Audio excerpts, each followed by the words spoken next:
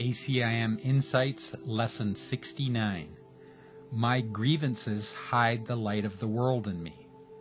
Making separation real hides the light of our oneness from my awareness.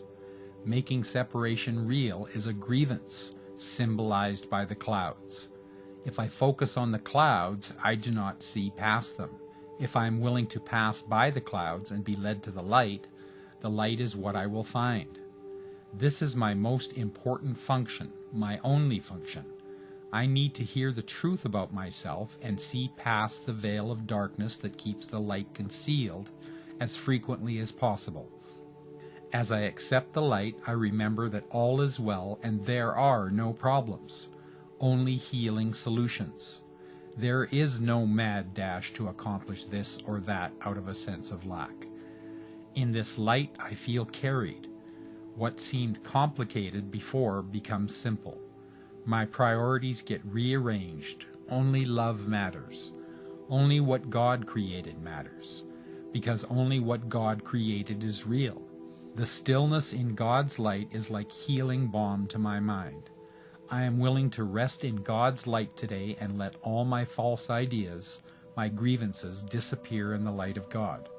I am willing to remember that in reality I rest in God. If something stands between me and the light, I cannot see the light. I am in the shadows. Grievances stand between me and the light that is the truth of what I am. When I hold grievances, I believe I am in the shadows, in darkness. The larger and more intense my belief is in the grievance, the darker it appears to be. My vision is more and more obscured. The deeper the shadow, the more likely I am to make up images to fill the shadows. Fear grows and the light seems more and more distant, less and less real. It is a self-feeding cycle of image-making and fear. All this is the effect of a single grievance of not being satisfied with God's gift of all of His love, all of Himself. Yet, as dark as it may seem, there is no more substance to what stands between me and the light than clouds of mist. I reach out my hand to touch the cloud, and it offers no resistance. I can pass through it without effort. All that holds me back is fear of not knowing what lies beyond the clouds. I imagine all kinds of images to fill that seeming unknown.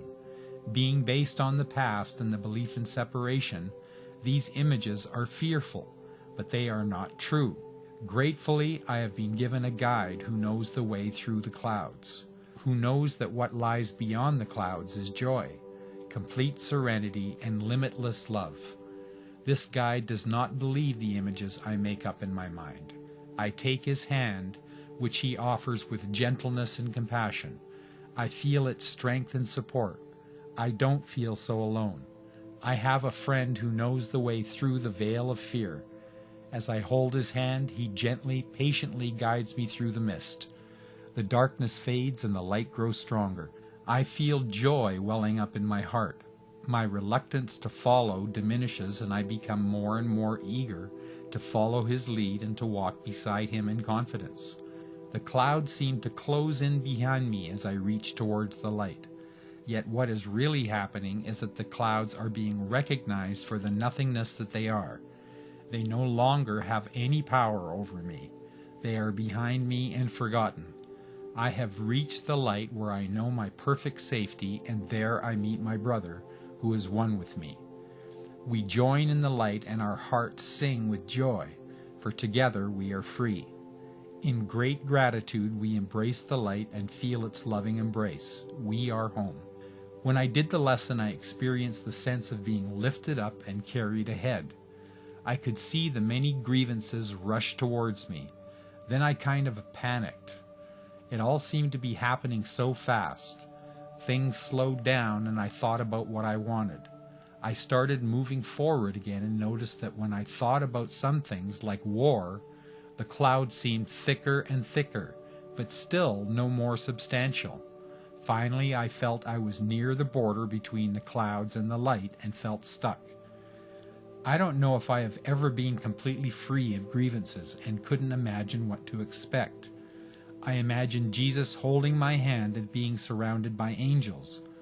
When I finally stepped into the circle of light, I saw so many of those I held grievances against come to join me in the light. I don't know how to describe what that felt like. I still feel like the day is brighter, the world more beautiful. I feel light and free. It's amazing. As I moved through the clouds of my own mind, I was aware that my ego created them. I had brief periods of light and then back to clouds. I came to the place where clouds were fewer and smaller. Then I was altogether in the light. I heard the words, "I am light in the light." I felt healed. I felt safe. I could see that the light is shining on me even when I am in the clouds, but I am not aware, and so the light cannot shine through me. Light wants to shine through me. If we keep moving through ego resistance, we do get to the light. Clouds are only clouds, and we can begin to move through them more easily because we prefer to be in the light. We choose light over ego.